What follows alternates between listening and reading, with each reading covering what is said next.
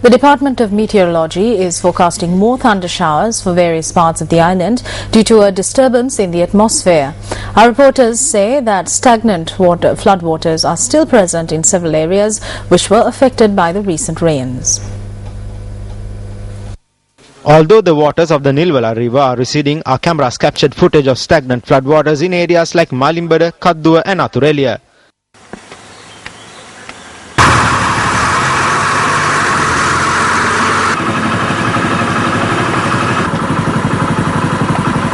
Stagnant floodwaters can also be seen in low-lying areas of Kolonnawa.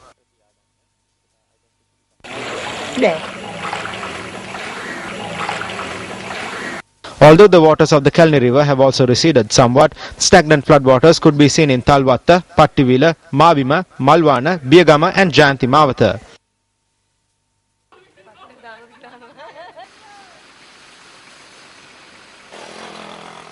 Meanwhile, a tree which was uprooted by strong winds which blew across Hinigama in Bandaragama fell onto the roof of a house in the area. No casualties were reported.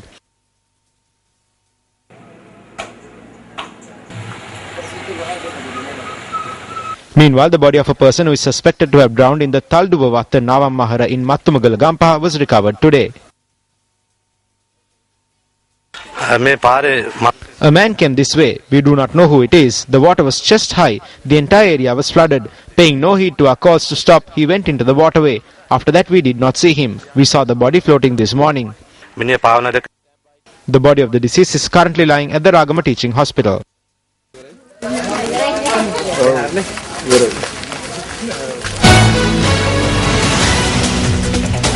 Sri Lanka claims a prominent position among countries with advanced irrigation systems.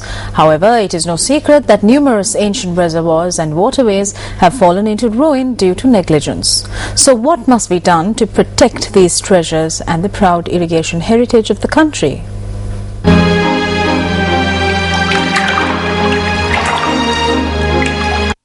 Only a limited number remain of the over 20,000 reservoirs that were built in this country from the age of kings. Experts point out that in a country like Sri Lanka, which has an agricultural base, the government must take steps to prevent these resources from falling into ruin and make maximum use of these. The harm caused to agrarian lives and traditional crops through the negligence of irrigation systems is a factor that must be taken into consideration. Farmers are instructed to cultivate alternate crops instead of the traditional crops as a result of insufficient water being received in farmlands. However, their enthusiasm for growing traditional crops can only be protected by revamping the irrigation systems to suit modern conditions. Due to the war in the past, sufficient funds were not allocated to maintain the reservoirs. But 3,600 million was allocated recently and we started to maintain the reservoirs. We do not have the sufficient amount of engineers who know our irrigation system well. We have to train them as well. When we undertook the Lunugambera project, we had to eliminate the smaller reservoirs, but we hope to prevent such actions in the future. We are taking measures to prevent these shortcomings and go forward.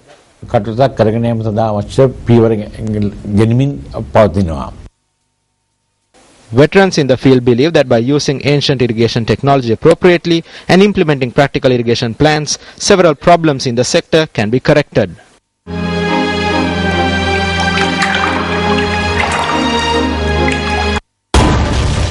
Parts of a waste dump in Mitoramulla Kolonnawa collapsed, damaging several houses. Health and environmental issues crop up. Area residents protest against waste disposal in Kadugamatilla, Velahandiya in Kaduwala.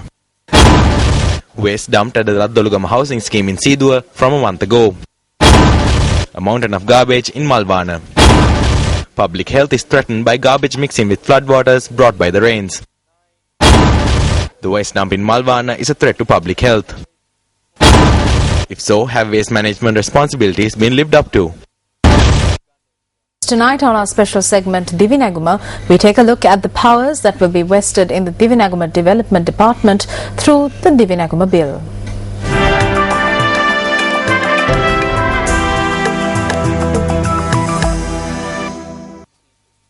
The Divinaguma Bill will provide the proposed Divinaguma Development Department with the power to establish community and local organizations, administrate them, manage and monitor them. This also includes the power to create a network of organizations coordinating regions, districts, localities, Gramanildara divisions and Divinaguma beneficiaries.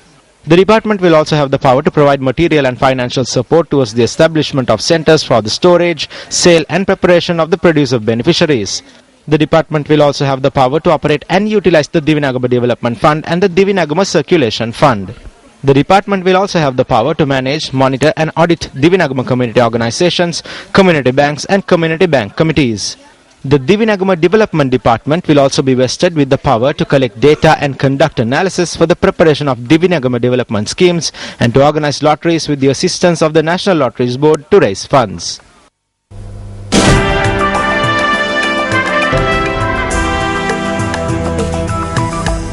UNP parliamentarian Dr. Harsh De Silva says that it is the intention of the United National Party to create an economic system in which the people can live in happiness. He expressed this view at an event held at the Sri Naga Viharaya in Kotte today.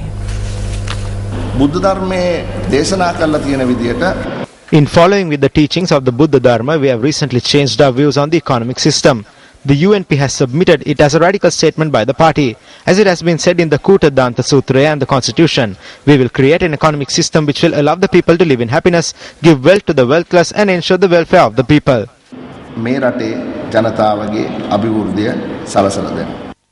Dr. Harsh De Silva donated chairs at this occasion for Dhamma schools in the Kotte area.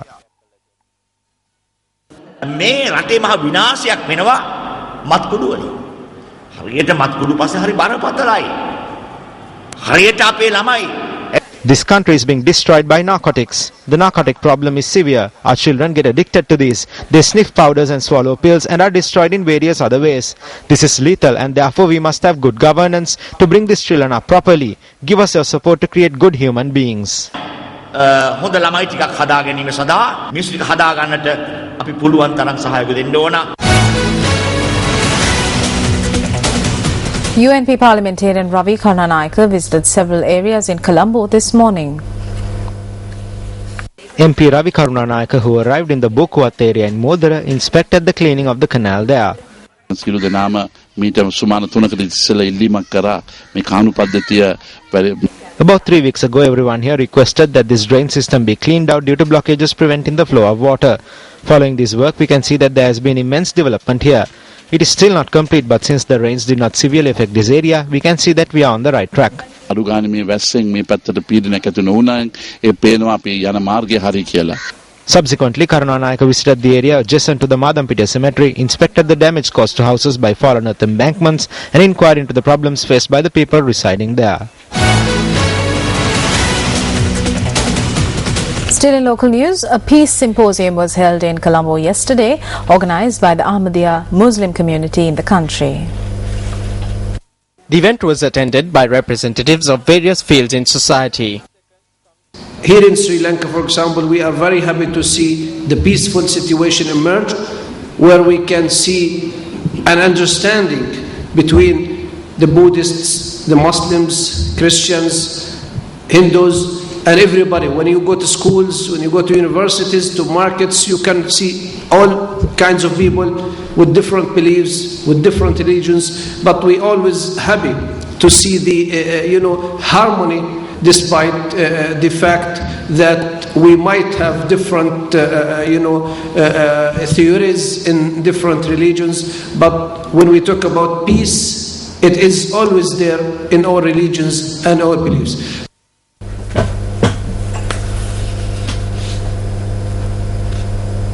Let's now take a look at Action TV.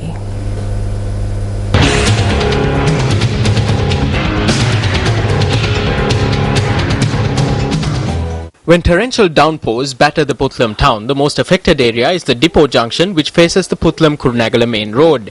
According to the villagers, in order for the area to get inundated, all the surrounding rivers should overflow. They also say that although Puttlam experiences rains in the recent past, the downpour was not enough to flood the area. Usually, it takes 48 hours for floodwaters to recede as they flow to the low-lying areas along the Puttlam-Kurunegala main road. A culvert has been built by the Road Development Authority under a project to carpet this roadway, which was primarily aimed at expediting the process of draining out the excess water as a result of flooding so it can make its way to the lowlands. Although the authority built this culvert speedily, the villagers were unable to experience its benefits because the lowlands were cleared by this time. ඉතුරුකම යන්නේ කලපොට තමයි යන්න ඕන. දැන් කලපොටට යන්නේ මෙතන ඉඳලා මිනිස්සුලාට හරි කරදර. පාලම ඉදි කරපු එකේ කිසිම තේරුමක් නැහැ මෙතන මේක පාර බහින්න තනන්න නැත්තම් කිසිම තේරුමක් නැති පාලමක්. Shouldn't authorities who kept their eyes closed when these lowlands were cleared now provide redress to the villagers who continue to be affected as a result?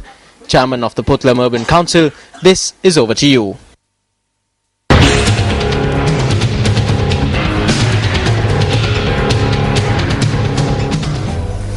US President Barack Obama and Republican presidential nominee Mitt Romney are vamping up their campaigning in key battleground states as the November 6th election draws ever so close.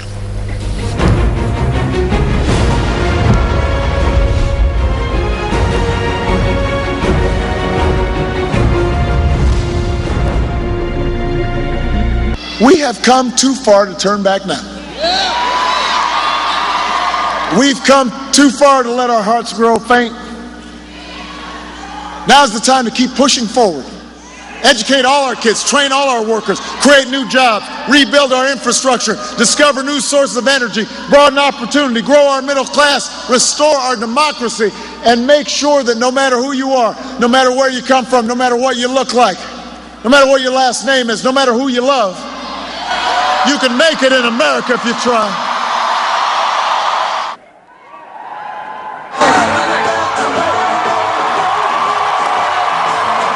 Unless we change course, we may be looking at another recession. So the question of this election comes down to this. Do you want more of the same, or do you want real change?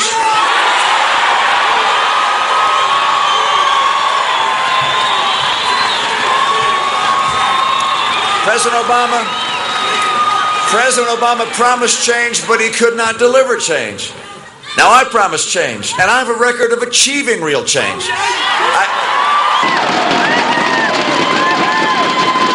While the clock ticking towards the November 6th US presidential elections, the race to the White House is a close call with the two candidates neck and neck. 2 days away from the US presidential elections, many polls show both candidates battling it out in battleground states for the top job in the United States. US presidential elections are run using an electoral college. Each state is given a number of votes based on its population. Now this means some states are worth much more than others. Let me give an example to clarify the situation. California has a population of 37.7 million people and has 55 votes, while a more rural state like Montana, which has a population of nearly 1 million, has only 3 votes. The presidential candidate who wins in a state wins all that state's college votes. Now you need 270 votes to become president of the United States. Now there are 13 battleground states, and most of these battleground states are being discussed at the 2012 US presidential race, and among them are Ohio, Colorado, Florida, and even Nevada. Now who will it be? Will it be President Barack Obama or his challenger, Republican Mitt Romney? Now News First, of course, will keep a close watch and will report to you as and when developments do unfold. I'm Shamir Rasuluddin reporting for News First from New York, USA.